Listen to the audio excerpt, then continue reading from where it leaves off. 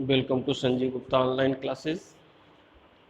आज chemical reaction and equation के part 11 में हम लोग एनसीईआरटी के इंटेक्स क्वेश्चन को सॉल्व करेंगे। एनसीईआरटी इंटेक्स क्वेश्चन में आप देख रहे हैं, जैसे पहला क्वेश्चन है, why should a magnesium ribbon be cleaned before burning in air. यानी हम लोग मैग्नीशियम रिबन को बर्न करने से पहले क्लीन क्यों करते हैं।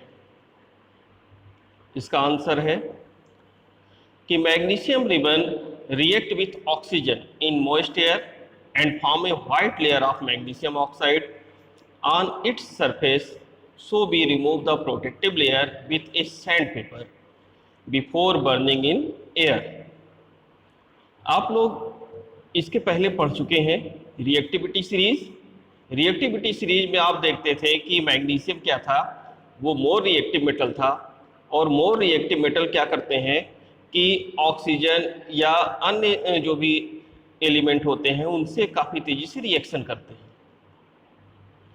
तो मैग्नीशियम जो है वो ऑक्सीजन से रिएक्शन करके वो बना लेता है मैग्नीशियम ऑक्साइड, और मैग्नीशियम ऑक्साइड की एक लेयर जो होती है वो मैग्नीशियम के ऊपर प्रोटेक्टिव लेयर के रूप में एक बनी होती है। तो मैग्नीशियम जब इस तरीके से लेयर उस पर बनी होती है तो वो वाइट कलर उस पर दिखाई देता है, यानी कि वो लेयर जो दिखती है वो किस कलर की दिखती है, वाइट कलर की दिखती है।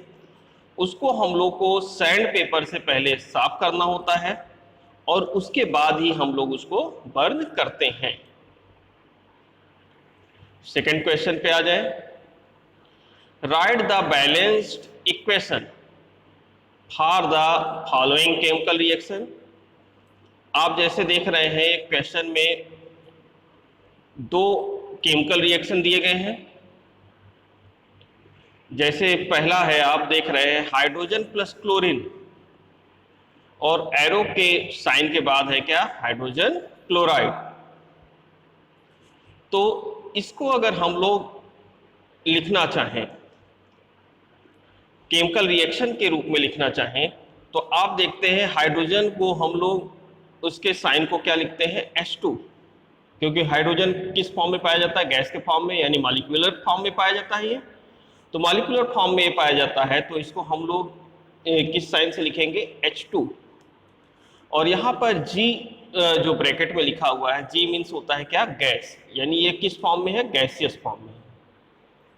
Plus Cl2, Cl2 means chlorine. Chlorine भी किस फॉर्म में पाया जाता है, मॉलिक्यूलर फॉर्म में पाया जाता है, क्योंकि ये क्या होता है, गैस होता है। तो क्लोरीन को भी हम लोग Cl2 से शो करते हैं। ब्रैकेट में आप देख रहे हैं G लिखा हुआ है, यानी कि ये किस फॉर्म में है, गैसियस फॉर्म में है। एरो के साइन के बाद आप देख रहे होंगे हाइड्रोजन क्लोराइड को लिखा गया है क्या, 2HCl। तो हम लोग पहले देखें HCl। HCl मीन्स क्या होता है, हाइड्रोजन क्लोराइड, और हाइड्रोजन क्लोराइड किस फॉर्म में होता है, गैस के फॉर्म में। गैस किस तरफ जाती है, ऊपर की ओर, इसलिए गैस के साइन को हम लोग एरो से शो किए हुए हैं ऊपर की ओर। यानी गैस हमेशा क्या करती है, नीचे से ऊपर की ओर फ्लो होती है, तो इस कारण से इसको हम लोग एरो से शो करेंगे कि ये गैस है। अब इसको हम बैलेंस करते हैं। बैलेंस करने में हम लोग एरो के पहले जो रिएक्टेंट है उसमें जितने भी एलिमेंट दिए गए हैं उतने ही हमको एरो के बाद चाहिए होते हैं, यानी प्रोडक्ट में हमें उतना ही चाहिए होता है। जैसे आप देख रहे हैं H2, H2 में आपको हाइड्रोजन कितना मिल रहा है, 2। तो आप प्रोडक्ट में देखिए H2 कितना है, यहाँ पर 2 से मल्टीप्लाई है, HCl 2 से मल्टीप्लाई है, यानी कि यहाँ पर अगर हम देखें तो हाइड्रोजन भी 2 है और क्लोरीन भी 2 है। तो H2 हमारा क्या हुआ, ये बैलेंस्ड है। सेकेंड आते हैं क्लोरीन पे। क्लोरीन देखिए Cl2, तो Cl2 में क्लोरीन कितना एटम हुआ, 2 हुआ। तो 2 एटम हम एरो के उस तरफ भी देखें, Cl किससे कितने से मल्टीप्लाई है, 2 से। इसका मतलब है कि इस तरफ भी एटम कितना है, 2 है। तो हम लोग इस तरीके से देख सकते हैं या वेरीफाइड कर सकते हैं कि हाइड्रोजन रिएक्टेंट में 2 था और प्रोडक्ट में भी 2 है, क्लोरीन भी रिएक्टेंट में 2 था और प्रोडक्ट में 2 है। तो ये हमारा केमिकल रिएक्शन क्या हुआ, बैलेंस्ड हुआ। सेकंड रिएक्शन पे आते हैं।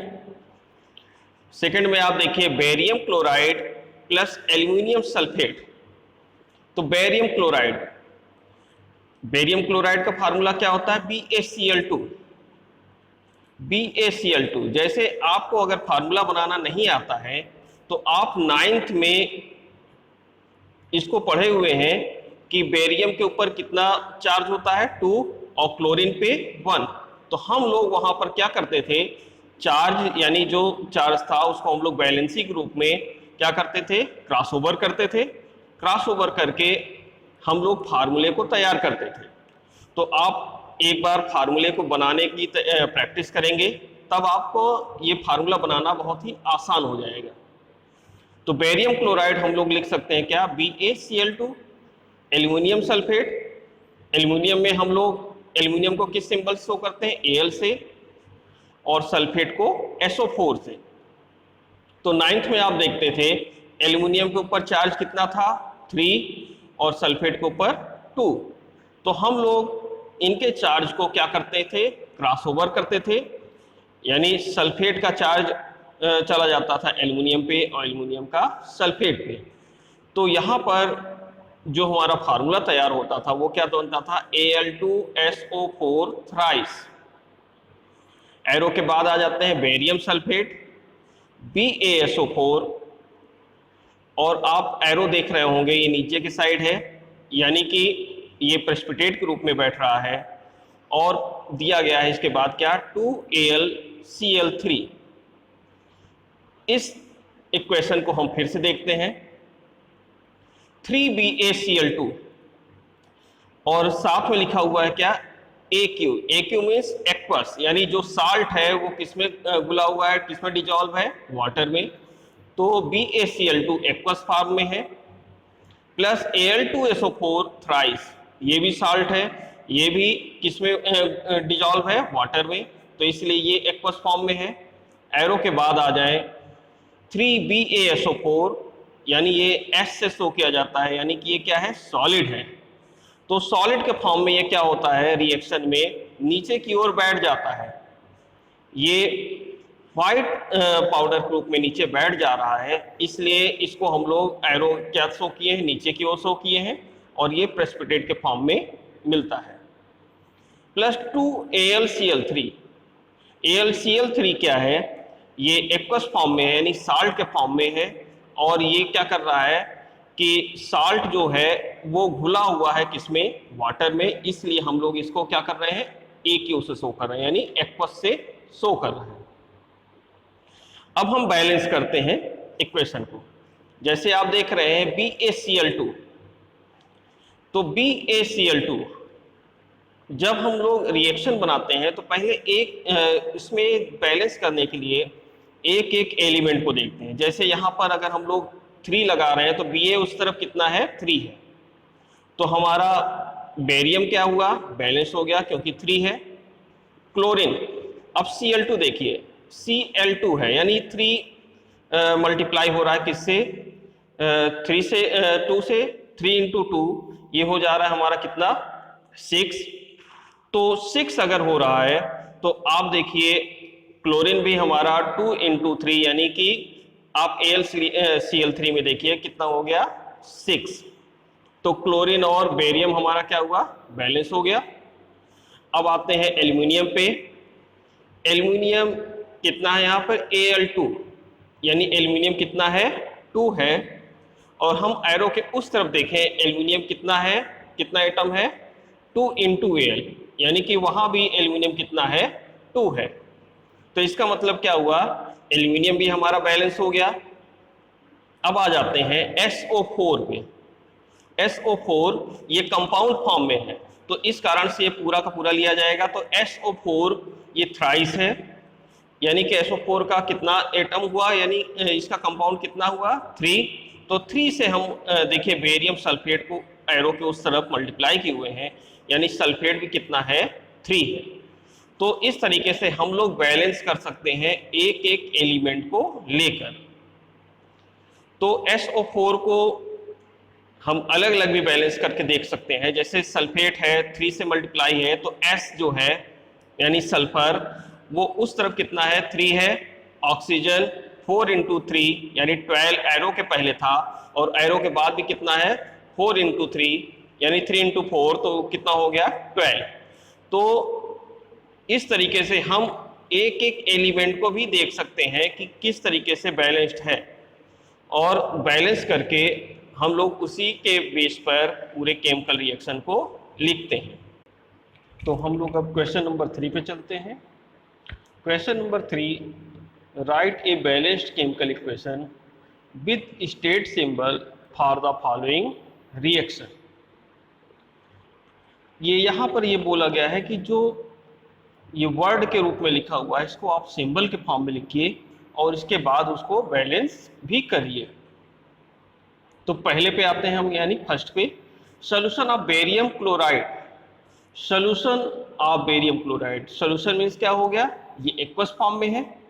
तो बेरियम क्लोराइड का फार्मूला आप तैयार ही कर सकते हैं। बेरियम क्लोराइड का फार्मूला आप जानते हैं BaCl2।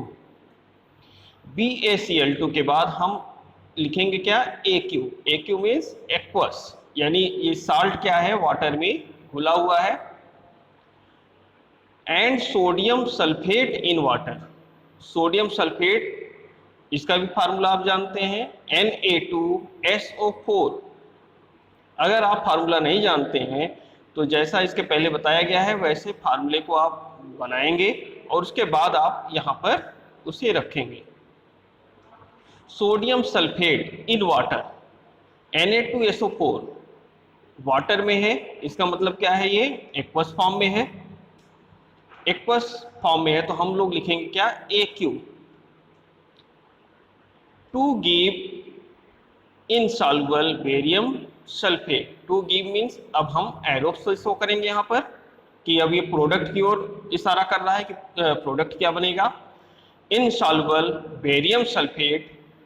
और बेरियम सल्फेट किस फॉर्म में है, इनसॉल्युबल, यानी कि ये क्या है सॉलिड के फॉर्म में है। तो सॉलिड फॉर्म में है, इसके बाद इसके तुरंत बाद ही आप एरो लगा देंगे। एरो नीचे की ओर शो करते हुए लगाना है। यहाँ पर प्लस आगे हो गया है, लेकिन आप ध्यान देंगे कि एरो के बाद उसके बाद क्या करेंगे, सॉलिड के बाद तुरंत एरो लगाएंगे। एरो नीचे की ओर शो कर रहा है, इसका मतलब क्या है कि ये जो है ये आपका प्रेसिपिटेट के फॉर्म में है, यानी ये नीचे की ओर बैठ रहा है। इसके बाद चलते हैं +2 NaCl, यानी सोल्यूशन ऑफ सोडियम क्लोराइड। तो ये क्या हो जाएगा, NaCl आपको यहाँ पर मिल रहा है। और NaCl को आप बैलेंस कर लीजिए अब सारी चीज़ों को। Ba बेरियम कितना है 1, और एरो के बाद कितना है 1 है। Cl2 कितना है, यानी Cl2 दिया गया है, यानी कि 2 एटम है, और उस तरफ एटम देखिए 2 इंटू NaCl, यानी Cl भी कितना है 2 है।